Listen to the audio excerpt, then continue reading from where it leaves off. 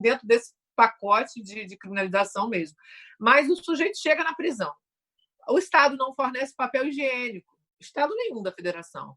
Não fornece sabonete, não fornece itens básicos para a sobrevivência. Muitas vezes a comida que chega na quentinha, né, na brilhosa, aqui no Rio de Janeiro chamam de brilhosa, chega azeda, chega estragada. Então, ele chega no sistema, quem é que vai... É óbvio que se você tem muita opressão, vão se criar grupos anti-opressão, né?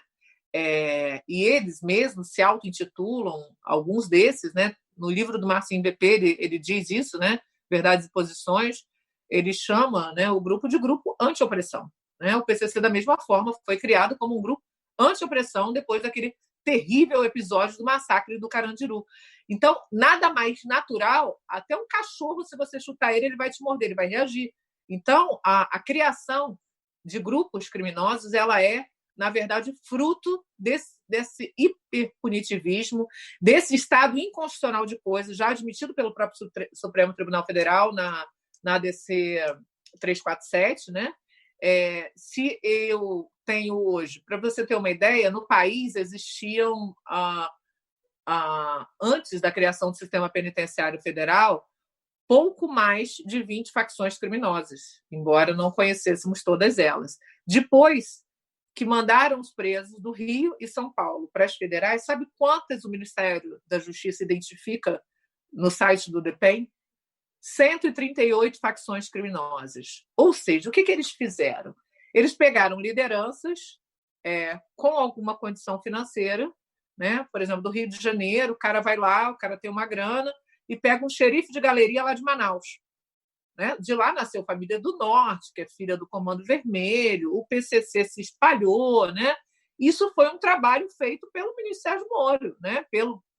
Politicamente, foi um trabalho porque ele foi o grande pensador do sistema penitenciário federal, ainda quando era juiz lá em Curitiba, lá na 13ª Vara Criminal, na ocasião que eu o conheci, em 2006, e todo esse sistema de manter os presos sem que eles retornem para seus estados.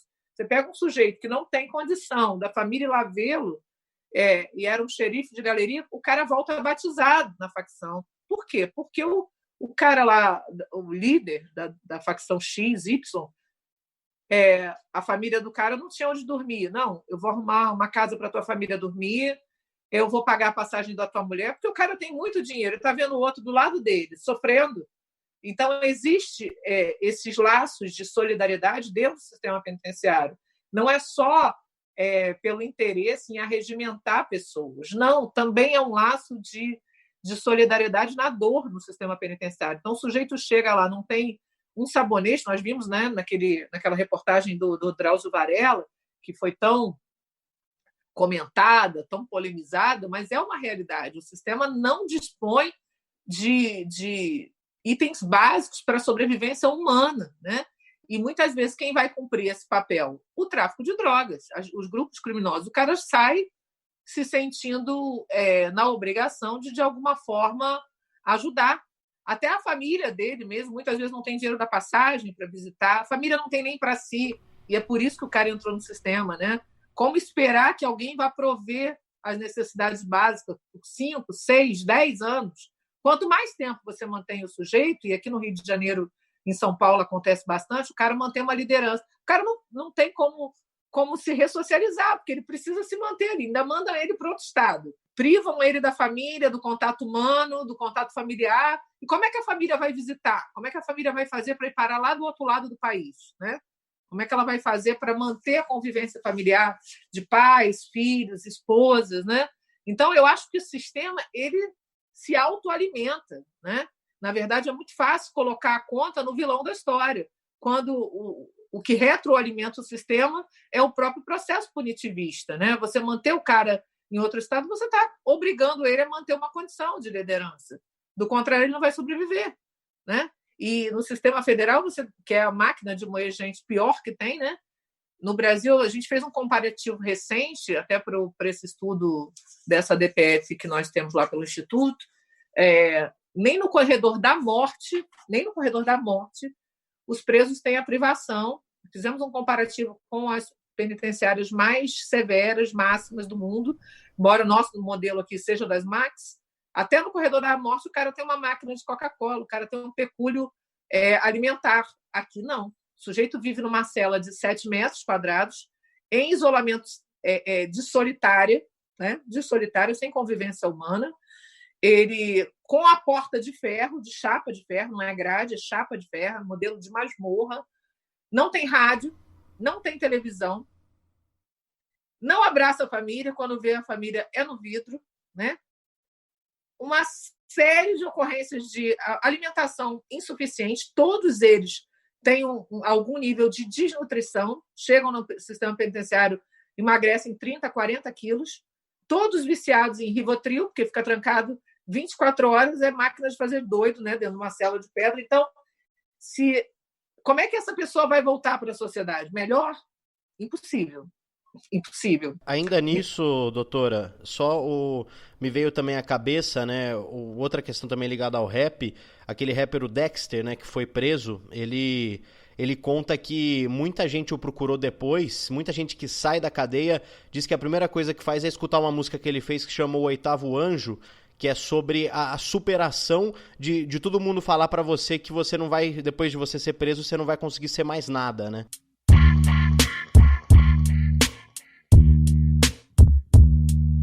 Acharam que eu estava derrotado. Quem achou estava errado. Eu voltei, tô aqui. Se liga só, escuta aí. Ao contrário do que você queria, tô firmão, tô na correria. E é o homem dizendo que ele conseguiu. Mas ele mesmo relata que foi algo dele, porque se dependesse de todo o sistema, ele seria, com certeza, ali também levado para isso, né? Aqui no Rio, nós tínhamos uma escola para inserção de ex-detentos, com marcenaria, carpintaria, profissões que dessem eles uma forma de ganhar dinheiro sem precisar voltar para o tráfico de drogas e o que é mais importante, sem precisar fazer parte do mercado formal do trabalho. Por quê? Porque a sociedade não dá oportunidade a quem tem a tatuagem do sistema, né, a marca de gado que o sistema deixou nessas pessoas. Mas o que eu tenho visto nesses anos de trabalho social pelo Instituto é que a ressocialização passa necessariamente pela família. Sem a família do preso, o preso não tem como voltar à sociedade, se ressocializar sem um apoio, seja de uma esposa, seja de um irmão, de um filho, né? O que motiva a superação necessariamente é a família. Daí por isso que essa nossa luta, né, pela visita humanizada, pelo direito à convivência familiar, porque vimos nessa convivência o único meio dessa pessoa, quando chegar à liberdade, dessa pessoa ter condições de se estruturar socialmente sem precisar depender do crime para sobreviver. Dentro do nosso universo amplo no Brasil, qual é a sua posição em relação a essa guerra às drogas, né? A criminalização da venda das drogas? Todo tipo de substância deveria ser lícita ou não? Qual a sua visão sobre isso? Porque face a tudo que você falou, face ao que a gente lê nos noticiários, face a forma que os governos estão lidando, né, com essa verdadeira guerra civil que a gente vive, a minha visão é que a criminalização às drogas é a grande sustentação desse status quo, né, desse controle social da pobreza, porque é criminalizado uma coisa como venda de maconha, e aí as pessoas ganham dinheiro com esse negócio ilícito, e aí morre gente, são pessoas totalmente, do ponto de vista psicológico, aptas a uma vida na sociedade, mas elas tiveram que recorrer a esse sistema ilícito para sobreviver por conta dessa falsa meritocracia, por conta da falta de estudo básico, de qualquer tipo de atitude positiva que o Estado possa fazer para diminuir as desigualdades desse país, que hoje é o segundo país com maior concentração de renda do mundo, em que pese seja a nona maior economia do mundo, né? Qual é a sua visão sobre essa guerra das drogas e sobre essa criminalização às drogas, doutora? Eu penso que, você disse bem, é uma forma de controle social da pobreza, sim. Eu penso que não existe nenhuma substância maldita. Eu acho que são substâncias que causam dependência, que causam mas temos substâncias hoje ilícitas que causam maiores danos à sociedade. O álcool é o melhor exemplo disso e o tabaco, o tabagismo, causam à sociedade, de um modo geral, mais danos, né? Tanto do ponto de vista médico, né? Olha, eu quero, sob o pretexto de fazer a defesa da saúde pública, né? Sob o pretexto de fazer a defesa da saúde pública, a gente mata mais gente do que o próprio vício. Então, em primeiro lugar, eu penso que a ideia é descriminalizar o uso e a venda de qualquer substância, seja ela qual for.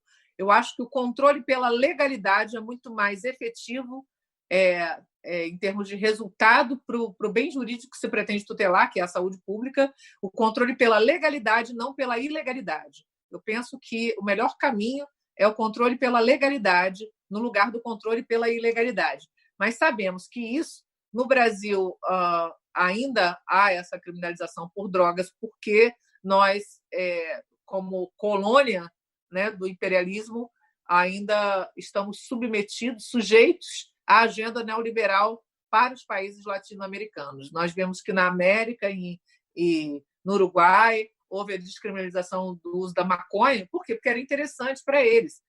Não é interessante a concorrência com os fármacos americanos que são vendidos nas farmácias aqui no Brasil.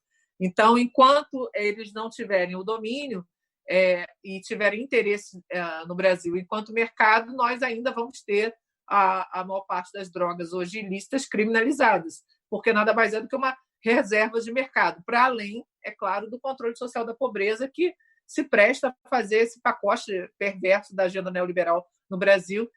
O punitivismo cresce na mesma proporção, né? Essa ideologização do medo, esse obscurantismo que hoje nós vemos, em especial nessa quadra desse governo que demoniza tanto a venda de drogas, os traficantes, é uma forma de encobrir o que está por trás disso tudo, né? Reforma, supressão de garantias fundamentais, reforma da Previdência, reforma trabalhista, né? E se a gente parar para prestar atenção, a criminalização de drogas ela se presta muito bem dentro desse pacote, dessa agenda neoliberal. O aumento do punitivismo, agora em especial com o pacote anticrime, né? Eu costumo chamar de pacote antivida, a maior vergonha para a esquerda no Brasil foi a aprovação desse pacote com apenas 9 votos contra, né?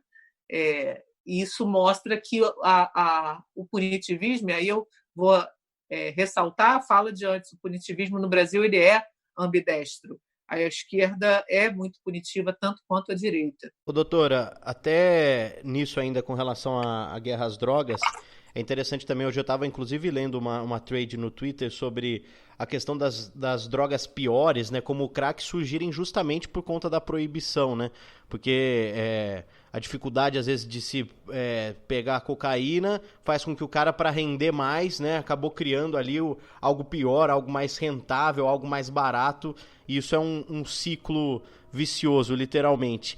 E como seria na cabeça da doutora, imaginando um mundo em que acordamos e aí as drogas estão legalizadas no Brasil? Porque muito se discute sobre... Agora a questão de liberar a maconha virou um negócio para branco, né? O branco começou a achar interessante legalizar a maconha, eles têm um monopólio, e as pessoas que sempre conviveram com isso, com esse mercado, vão continuar sendo excluídas, né? Quem está na favela, e que tem muita experiência com isso, né? Quem lida com isso. A senhora imagina qual seria o papel da senhora e de outras pessoas dentro de um mundo, ok, temos a legalização das drogas, o que fazer a partir de então para que as coisas fiquem mais igualitárias? Porque senão vai continuar sendo uma coisa de branco, né? Então, isso aconteceu, você falou em primeiro lugar da questão do crack, hoje nós somos o maior consumidor de crack do planeta, o Brasil é o maior consumidor de crack do mundo. E o crack é um recorte importante porque é um trabalho ainda que o Instituto faz com pessoas de rua, e há um grande erro, e aí eu concordo com você quando você fala dessa questão a quem serve o consumo. No Rio de Janeiro, para você ter uma ideia, não existia crack até o ano de 2007. O crack vai chegar no Rio de Janeiro junto com o sistema penitenciário federal, quando os meninos do Rio foram transferidos para Catanduvas, lá encontraram o pessoal do PCC, na época eram amigos, e aí eles, porque existe uma proibição entre as facções no Rio de Janeiro As 4 principais facções proibiam a venda de crack, porque na cabeça deles, o usuário de crack morria rápido.